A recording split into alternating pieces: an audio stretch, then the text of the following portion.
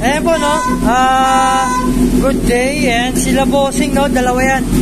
CH1000, no? Ayan.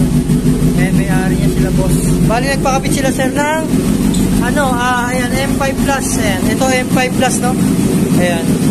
M5, M5S, M5, M5 Plus, no? Ayan.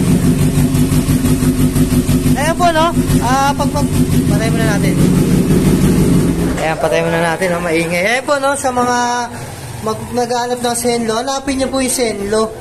Then, hanapin niyo po yung code niya, no? Nung M5 Plus, X1, tapos yung model code, tapos itong yung warranty code para legit na legit yung pagbili niyo sa Zenlo. Tapos ito po yan, no? May M5 Plus, may M5S, M5. Ang kinabit natin kay boss, yung top of the line M5S, no? Ayan, halos pang dalawang motor na rin, sir, no? Na pinunta sa amin. Ayan, yung una, niya. Ito yung may-ari. Okay lang, boss? Ayan, si bossing. Nung una, sir, no? X-Max, sir, no? Wala pang problema, sir. Wala pa, no? Ayan, si bossing. Ngayon, yung motor niya, na ngayon?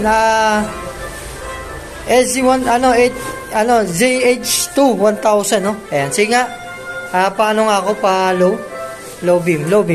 Ayan, high beam ni sir, yellow white, no? Ayan, malapad po yan. Tapos, napakaliwanag po niya, no? Ayan, M5 Plus, sige nga, low.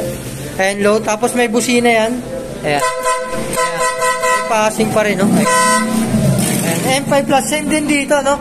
Sa Singanol, testing natin naman ito. Ito, M5 Plus din. Ayan. Sige nga, low beam.